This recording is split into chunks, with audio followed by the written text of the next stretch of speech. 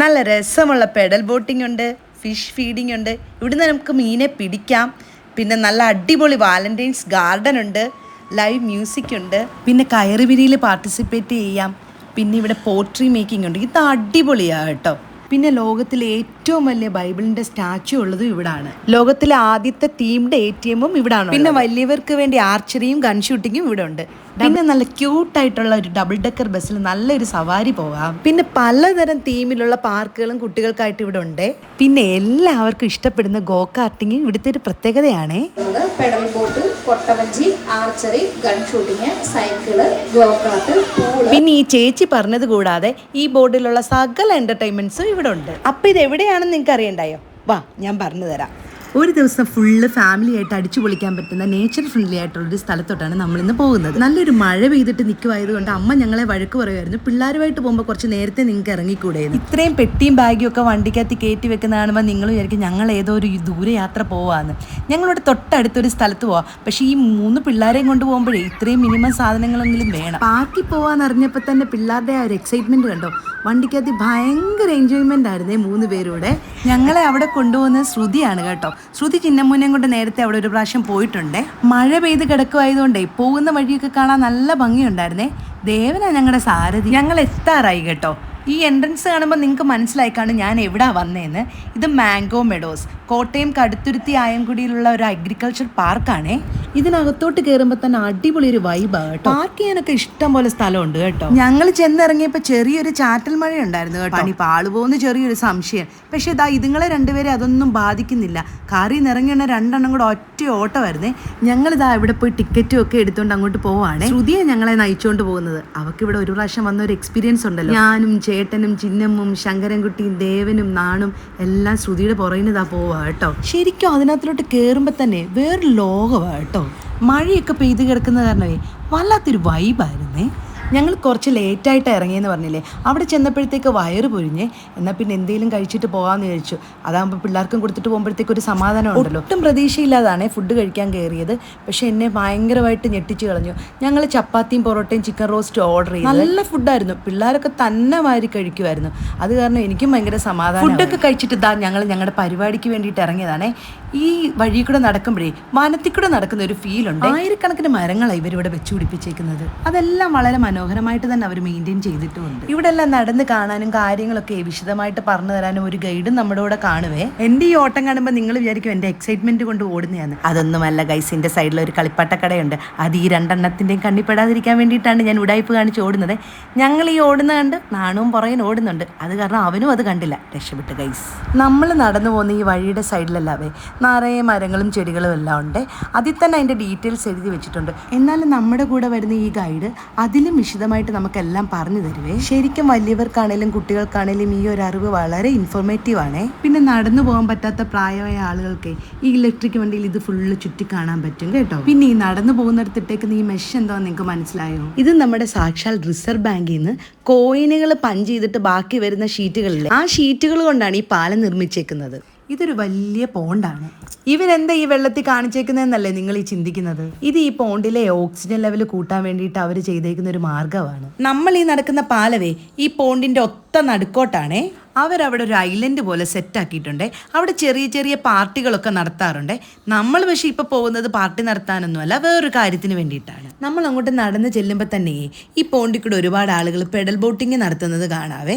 ഇപ്പം ഈ കണ്ടതല്ലാതെ സാധാരണ വള്ളങ്ങളും വേറെ ബോട്ടുകളും ഒക്കെ ഉണ്ട്. പക്ഷെ നമ്മൾ ഈ വന്നതേ ഈ പരിപാടിക്ക് വേണ്ടിയിട്ടാണ്. മീന് തീറ്റി കൊടുക്കാൻ.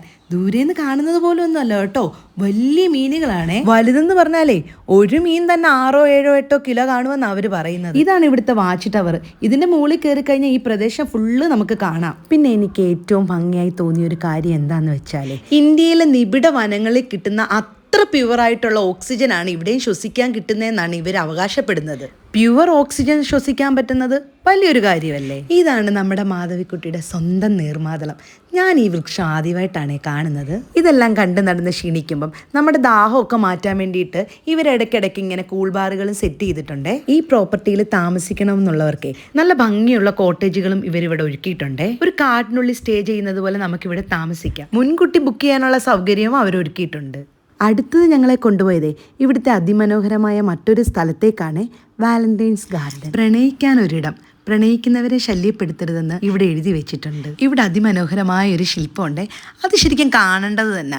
ഞങ്ങൾ വിചാരിച്ചു ഇതിൻ്റെ ഫ്രണ്ടിൽ നിന്ന് ഒരു ഫോട്ടോ എടുത്തേക്കാവുന്ന. ആ ഫോട്ടോ എടുക്കുന്ന തത്രപ്പാടാണ് ഈ ആദ്യം ചിന്നമ്മൂനെ എടുത്തോണ്ട് ഒരു ഫോട്ടോ എടുക്കാമെന്ന് വിചാരിച്ചത്. ചിന്നമ്മു കയറിയത് കണ്ട് ശങ്കരൻകുട്ടിക്കും കയറി, ശങ്കരൻകുട്ടി കയറിയത് കണ്ട് നാണൂനും കയറണം. എന്നാൽ പിന്നെ വിചാരിച്ച് എല്ലാവരെയും കൂടെ വെച്ചൊരു ഫോട്ടോ എടുക്കാവുന്നേ. അവിടുന്ന് നമ്മൾ നേരെ പോയത് ഇവന്മാരുടെ ഒരു മെയിൻ ഏരിയയിലേക്കാണ്. വേറെ എവിടെയുമല്ല, സ്വിമ്മിംഗ് പൂള്. ശരിക്കും പറഞ്ഞാൽ ഇത് മെയിൻ പൂളല്ല കേട്ടോ, നമ്മൾ കയറി വരുന്ന എൻട്രൻസിൻ്റെ അവിടെയാണ് മെയിൻ പൂള്. ഇതിപ്പോൾ ഈ നടന്ന് വരുന്ന വഴിക്ക് കണ്ടതുകൊണ്ട് കയറിയതാ. ഈ കാണുന്ന വലിയ പൂളിലല്ല ചാടിക്കുന്നത്, ഇവിടെ ഒരു ചെറിയ പൂളുണ്ട്, അവിടെ 3 ബുക്കിംഗ് എടുക്കാമെന്ന് വിചാരിച്ചേ. ശരിക്കും ഈ വലിയ പൂളിൽ ഇറങ്ങണമെങ്കിലേ പേരൻസ് കൂടെ ഇറങ്ങണം. ഞങ്ങൾ അതിനൊന്നും പ്രിപ്പയർ ആയിട്ടല്ല വന്നത്, അത് കാരണം അതിനകത്ത് മുതലുണ്ടെന്നും പറഞ്ഞ് പറ്റിച്ചിട്ട് ആ 2 ഇതായി ഈ ചെറിയ പൂളിൽ ഇറക്കിയേക്കുന്നത്. പക്ഷെ 2 പേരും നന്നായിട്ട് എൻജോയ് ചെയ്തു കേട്ടോ. 2 പേര് അതിനകത്ത് നിന്ന് കയറ്റാൻ കുറേ പാടുപെട്ട്. ഞങ്ങൾ 2 പേരും ഒന്നുകൂടെ ഒന്ന് പൂളി ചാടിയാലോ എന്നുള്ള പ്ലാനിങ്ങിലാണ് 2 പേരും. അധികം ഇവിടെ നിന്ന് കഴിഞ്ഞാലേ 2 കൂടെ എടുത്ത് പൂളി ചാടും എന്ന് വിചാരിച്ച് ഞങ്ങളെല്ലാം കൂടെ അവിടെ നിന്ന് സ്കൂട്ടാവുകയാണേ. ഓരോന്ന് പറഞ്ഞ് 2 കൊണ്ട് അങ്ങോട്ട് പോവാം. സത്യം പറഞ്ഞാൽ പൂളിച്ചാടിയത് ചിന്നമ്മൂൻ ശങ്കരൻകുട്ടി ആണെങ്കിലേ ക്ഷീണം മൊത്തം എനിക്കും ശ്രദ്ധിക്കുമായിരുന്നു. 2 ഒരു വിധത്തിലാണ് വലിച്ച് ഞങ്ങൾ കരയെ കയറ്റിയത്. സത്യം പറഞ്ഞാൽ ഞങ്ങൾ ക്ഷീണിച്ചിട്ടുണ്ടല്ലോ, ഇവർക്ക് കൊണ്ടുവന്ന സ്നാക്സൊക്കെ കഴിച്ചുകൊണ്ടാണ് ഇതുവഴി പോയത്. എൻ്റെ ലെഫ്റ്റ് സൈഡിൽ കാണുന്ന ആ തോടില്ലേ, അതിനകത്തിലും നിറയെ മീനുണ്ട് കേട്ടോ. അതിനകത്തിലും പോയി നമുക്ക് മീൻ പിടിക്കാം. ഈ കാണുന്ന ട്രീ ഹൗസ് കണ്ടോ, ഇത് നമുക്ക് സ്റ്റേ ചെയ്യാൻ പറ്റുന്നതാണ്, നേരത്തെ ബുക്ക് ചെയ്തിട്ട് വരണം. നിങ്ങൾക്കൊരു ഓടക്കുഴൽ ഗാനം കേൾക്കാൻ പറ്റുന്നുണ്ടോ? ശരിക്കും ഈ മാംഗോ മെഡോസിലെ ഇവർ ഓരോ കാര്യങ്ങൾ ചെയ്തു വെച്ചേക്കുന്ന എത്ര ഭംഗിയായിട്ടാണെന്നറിയാവോ. ഓരോ സ്ഥലത്ത് ചെല്ലുമ്പോഴും ഞങ്ങൾ ഞെട്ടിക്കൊണ്ടിരിക്കുക. ഈ ചേട്ടൻ എന്ത് രസമായിട്ടാണ് ഈ മ്യൂസിക് ചെയ്യുന്നതെന്നറിയാവോ. ഞങ്ങൾ കുറേ നേരം അവിടെ നിന്ന് ആ മ്യൂസിക് കേട്ടിട്ടാണ് വന്നത്. ആലപ്പുഴക്കാരിയായ എനിക്ക് ഈ കയറുപിടി കണ്ടിട്ട് വലിയ എക്സൈറ്റ്മെൻ്റ് ഒന്നും തോന്നിയില്ല. പക്ഷേ നമുക്കൂടി ഇത് പാർട്ടിസിപ്പേറ്റ് ചെയ്യാമെന്ന് പറഞ്ഞപ്പം എനിക്ക് ഭയങ്കര സന്തോഷം തോന്നി. എനിക്കിവിടെ ഏറ്റവും ഇഷ്ടം തോന്നിയ സ്ഥലമാണ് ഇത്, പോട്രി മേക്കിങ്. ശങ്കരൻകുട്ടിയും ചിന്നമ്മും ഒക്കെ തലയും കുത്തി മറിഞ്ഞ് നടക്കുമായിരുന്നേ. എത്ര അനുസരണയോടെ 2 വന്ന് പോട്രി മേക്കിങ് ചെയ്യുന്നതെന്ന് നോക്കിക്കേ. ശരിക്കും ചിന്നമ്മൂന് ഇത് ചെയ്തിട്ടും മതിയാവുന്നില്ല. ശരിക്കും ഡെഡിക്കേറ്റഡ് ആയിട്ട് നിന്ന് ചെയ്തത് ചിന്നമ്മു മാത്രമേ ഉള്ളൂ കേട്ടോ. ഇവന്മാർ 2 പേരും ചെയ്തതേ ആ ചേട്ടൻ എടുത്ത് പെർഫെക്റ്റ് ആക്കി ഫിനിഷ് ചെയ്ത് തരും. ഇവർക്ക് 2 പേർക്കും മണ്ണ് കിട്ടിയാൽ തന്നെ കളിക്കാൻ ഭയങ്കര ഇഷ്ടമാണ്. അപ്പോൾ കുറച്ച് കളിമണ്ണ് കിട്ടിയാലുള്ള അവസ്ഥ ഒന്ന് ഓർത്ത് നോക്കിക്കേ. 2 കൂടെ കൈ 2 കൂടെ തേച്ച് പിടിപ്പിച്ച് വെച്ചുകൊണ്ടിരിക്കുക. ഏറ്റവും രസം എന്താന്ന് വെച്ചാലേ അവരോര് ചെയ്ത പോട്ട് ലാസ്റ്റ് അവരോർക്ക് തന്നെ കൊടുക്കുവേ.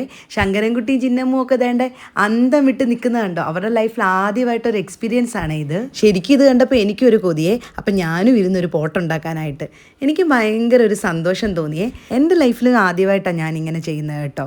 ശരിക്കും ഞാൻ ചെയ്ത പോട്ടെ ലാസ്റ്റ് എൻ്റെ പേരൊക്കെ എഴുതി എൻ്റെ കയ്യിൽ തന്നപ്പോഴേ എനിക്ക് ഭയങ്കര സന്തോഷം തോന്നിയേ. ചിന്നമ്മും ശങ്കരൻകുട്ടിയും പോലും ഇത്രയും സന്തോഷിച്ച് കാണത്തില്ല. അവിടുന്ന് പുറത്തിറങ്ങി നോക്കിയപ്പോൾ ദേണ്ടോ ഒരു ചേച്ചി സൈക്കിളിൽ പോകുന്നു. എന്നാൽ ഞങ്ങൾക്കും സൈക്കിൾ കിട്ടണമെന്നും പറഞ്ഞ് ഞങ്ങൾ അതിൻ്റെ പുറകിന് വെച്ച് പിടിച്ച് പോകുന്ന വഴിക്ക് പല പല തീമിലുള്ള പാർക്കുകൾ.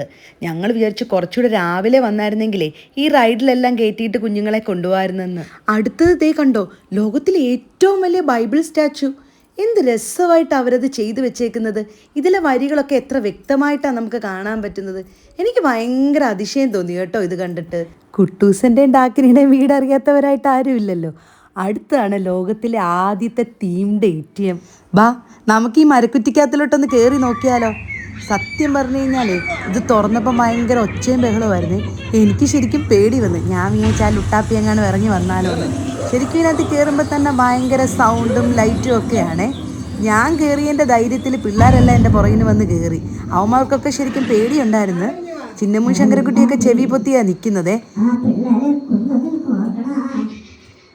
പിള്ളേരെ കുന്തത്തി കോർക്കടാന്ന് ഡാക്കിനിയുടെ സൗണ്ട് കേട്ടപ്പോഴേ ചിന്നമ്മ ഇറങ്ങി ഓടി, പുറകിന് ശങ്കരൻകുട്ടി ഇറങ്ങി ഓടി.